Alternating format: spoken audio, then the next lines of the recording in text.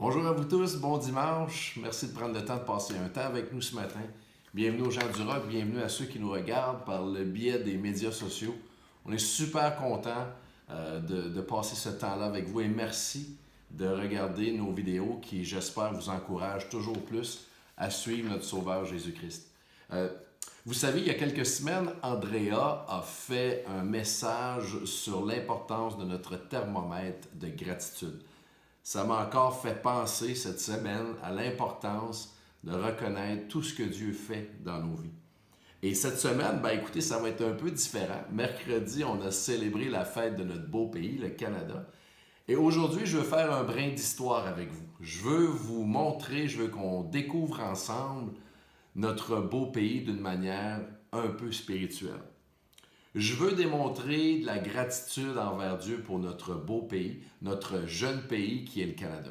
Alors, mercredi, on a célébré 153 ans de notre beau pays et on pense que c'est beaucoup de temps, mais saviez-vous que l'Iran d'aujourd'hui est un pays évalué à plus de 2600 ans?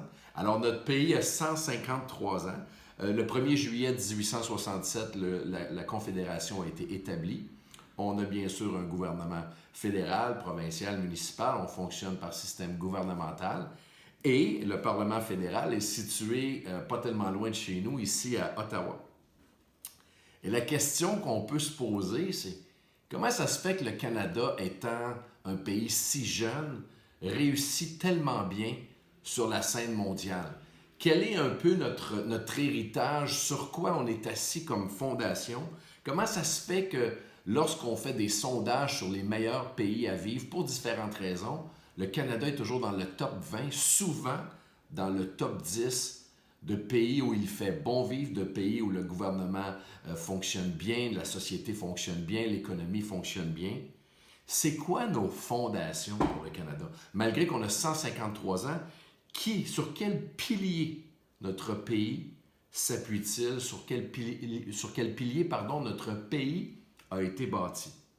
Eh bien, nos parents fondateurs, ce qu'on a appelé les grands explorateurs, étaient des gens avec des valeurs chrétiennes. Notre pays de 153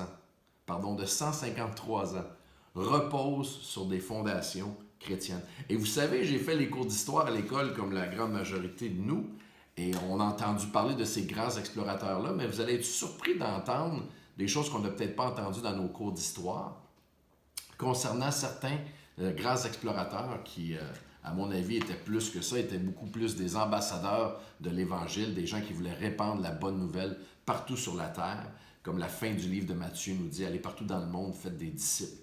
Et je crois que ces gens-là avaient ces valeurs-là. Je vous parle de Jacques Cartier rapidement ce matin. C'est un brin d'histoire. Et Jacques Cartier, on en a entendu parler, il est arrivé à 1534. Jacques Cartier, lorsqu'il est arrivé dans l'embouchure du fleuve Saint-Laurent, il n'avait aucune idée où il était. Il avait besoin de points de repère. Et Jacques Cartier aurait pu planter des drapeaux, aurait pu faire des structures de bois, mais Jacques Cartier plantait des croix. Il en a planté, entre autres, en Terre-Neuve, en Nouvelle-Écosse, à l'île du Prince-Édouard, aux îles de la Madeleine. Et Jacques Cartier naviguait, au tout début, dans les eaux du fleuve Saint-Laurent, se dirigeant à l'aide de croix. Et même à son deuxième voyage en 1535, alors qu'il est revenu à cette nouvelle terre qui est devenue le Canada, il est revenu avec 3 navires. Jacques Cartier utilisait encore des croix et l'histoire nous dit que lors de situations difficiles, entre autres les situations de santé comme le scorbut, Jacques Cartier était un homme de prière et priait Dieu pour que Dieu protège le peuple de ces maladies. Je pourrais vous parler de Samuel de Champlain, qu'on a tous entendu parler à l'école. Saviez-vous que Samuel de Champlain est né d'une famille chrétienne protestante? Et à son 3e voyage à cette nouvelle terre en 1608, le nom du bateau de Samuel de Champlain était Don de Dieu. Est-ce qu'on sait que Samuel de Champlain a adopté 3 filles lorsqu'il a séjourné ici et qu'il les a appelées Faith, Hope et Charity? On a eu également nos premiers missionnaires. Les Récollets qui sont arrivés en 1615, suivis des Jésuites en 1634 et ensuite des Huguenots. Et leur but principal était de répandre la bonne nouvelle, était de répandre le christianisme. Alors si notre pays si jeune réussit si bien après 153 ans sur la scène mondiale, c'est à cause qu'il a été fondé sur des valeurs chrétiennes. C'est à cause qu'il a été fondé par des hommes et des femmes qui voulaient répandre la bonne nouvelle, amener l'Évangile, amener l'amour de Dieu partout où ils sont allés. Et un fait d'histoire qui m'impressionne encore aujourd'hui, c'est notre fameux Parlement. Je veux vous montrer que même sur l'édifice de notre gouvernement fédéral, qui a beaucoup changé en frais de culture et de valeur, malheureusement, mais sur l'édifice est encore planté, installé, écrit des passages bibliques sur la Tour de la Paix. La Tour de la Paix, pour ceux qui ne savent pas, c'est l'énorme tour qui monte en avant du Parlement. On a une grande horloge et au-dessus, il y a le drapeau du Canada qui flotte. Alors, cette tour-là a 3 façades, a 3 côtés. Et sur chaque côté, il y a de grandes arches en béton. On peut littéralement passer en dessous de cette tour-là avec une voiture, un véhicule au marché. Et il y a 3 arches, une arche de chaque côté. Et sur chacune de ces arches-là, il y a des passages bibliques qui sont inscrits. Sur l'arche du côté est, qui donne vers l'est de notre beau pays, le psaume 72, 8 est inscrit, et je traduis parce que c'est écrit en anglais, mais c'est écrit « Il dominera d'une mer à l'autre ». Alors les gens qui ont fait cette tour-là, qui ont bâti cette tour-là, voulaient laisser savoir à tout le monde que c'est Dieu qui règne d'un bord d'un océan à l'autre. Du côté ouest, l'arche qui fait face au côté ouest, on retrouve le proverbe 29, 18 qui nous dit « Quand il n'y a plus de révélation divine, le peuple se laisse aller ». Ces gens-là qui ont construit ça, ils nous ont dit « Il faut toujours être collé au cœur de Dieu pour pouvoir diriger notre beau pays parce que sinon, le peuple va se laisser aller. » Et on peut voir aujourd'hui, plus que jamais, on a tellement besoin de se coller au cœur de Dieu, de lire sa parole et de le reconnaître dans toutes nos voies.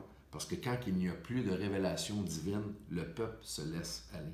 Et l'arche qui est au centre, donc qui fait face vers la flamme éternelle lorsqu'on le voit à la télévision ou lorsqu'on va marcher là, c'est le psaume 72, 1 qu'on retrouve sur l'arche centrale qui dit « Ô Dieu, accorde au roi de juger comme toi et donne au fils du roi ton esprit de justice. » On parle ici de l'importance de fonctionner dans notre beau pays selon les principes de Dieu, selon la justice de Dieu. On parle ici de sagesse pour bien diriger notre pays. Et ma prière, c'est que tous les gouvernements à la grandeur de notre pays exercent un ministère, exercent leur gouvernement avec une sagesse extraordinaire. Alors pensez à ça. 153 ans cette année de notre beau pays. Et on est un des meilleurs pays au monde. Mon thermomètre de gratitude ce matin est au maximum. Il fait beau. En ce dimanche, je vous invite à passer un temps extraordinaire à l'extérieur avec des gens que vous aimez. Mais il faut se souvenir que dans les années 1500, il y a des gens, nos parents fondateurs, ceux-là qui ont établi des valeurs chrétiennes sur notre pays, ont tout laissé derrière. Ils ont embarqué dans un petit bateau en bois. Ils n'étaient pas sûrs d'arriver à destination. Et ils ont risqué et même donné leur vie pour amener la bonne nouvelle. Ils étaient convaincus qu'il fallait vivre pour Dieu au maximum. Et ce matin, tu es peut-être en train d'écouter ce message-là et Dieu t'invite, comme ces parents fondateurs-là, comme ces grands évangélistes, ces grands missionnaires-là. Dieu t'invite ce matin, comme eux, comme ils ont fait, à laisser tout derrière, à embarquer dans le bateau. Et la différence qui est magnifique avec, c'est que quand c'est Dieu qui guide le bateau, tu as une destination. Et oui, il faut risquer, oui, il faut donner notre vie. Jésus l'a fait et on doit l'imiter, on doit donner notre vie pour faire avancer l'Évangile. Et c'est ça que ces parents fondateurs-là ont fait pour nous. Ils ont tout laissé derrière, ils ont embarqué dans un bateau. Ils n'étaient pas sûrs de leur destination. Nous, on l'est. Merci Seigneur.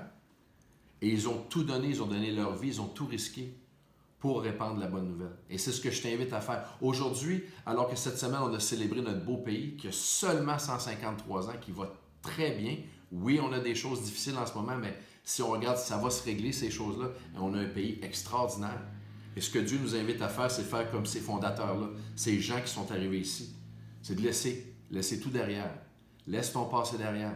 Embarque dans le bateau que Dieu a pour toi. C'est le meilleur navigateur qu'il peut y avoir. Et il va t'amener dans une destination extraordinaire. Alors, c'est le brin d'histoire que je voulais vous faire aujourd'hui. Je vous souhaite un excellent dimanche. Ne jamais oublier de démontrer de la gratitude envers Dieu pour tout ce qu'on a. Des fois, on a tendance à maugréer et un peu à chialer pour ce qu'on n'a pas. Mais si on prend le temps vraiment de s'asseoir et de regarder juste la nature, juste la belle température qu'on a en ce moment, juste ça, ça vaut la peine de donner de la gratitude et de reconnaître Dieu dans tout ce qu'il fait dans nos vies. Je vous souhaite un excellent dimanche. Merci encore de passer du temps sur les médias sociaux à regarder nos messages. Et dès qu'on va pouvoir se réunir ensemble dans nos locaux, on va le faire. Mais pour l'instant, on respecte les règles. Et dès qu'on va avoir des nouvelles là-dessus, je vous le laisse savoir. Mais on vous aime. Si vous avez un besoin de prière ou quoi que ce soit, vous pouvez nous envoyer des messages par le biais des médias sociaux. Et on a très, très, très hâte de vous revoir. Passez un excellent dimanche. Bye bye. C'est au-dessus de tout. C'est au-dessus de tout. Car toutes choses viennent de toi. Et toutes choses sont pour toi. Tu mérites la gloire. Tu es au-dessus de tout. Tu es au-dessus de tout. Car toutes choses viennent de toi. Et toutes choses sont pour toi. Tu mérites la gloire. Tu es au-dessus de tout. Tu es au-dessus de tout. Car toutes choses viennent de toi. Et toutes choses sont pour toi. Tu mérites la gloire. Tu es au-dessus de tout. Tu es au-dessus de tout. Car toutes choses sont pour toi. Toutes choses viennent de toi. Tu mérites la gloire.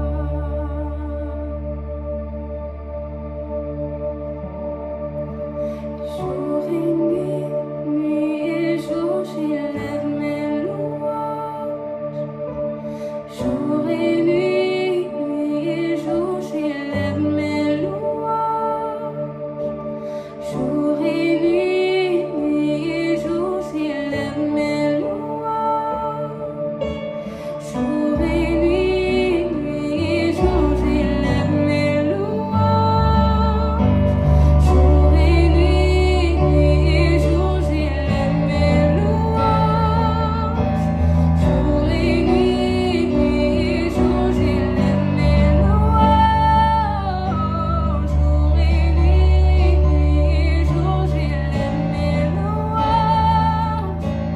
Jour et nuit, nuit et jour, j'élève mes louanges.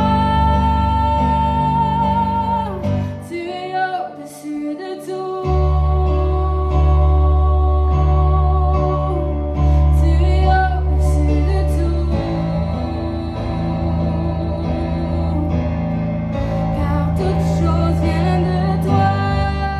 Et toutes choses sont pour toi. Tu mérites la gloire. Tu es au-dessus de tout. Tu es au-dessus de tout. Car toutes choses viennent de toi. Et toutes choses sont pour toi. Tu mérites la gloire. Tu mérites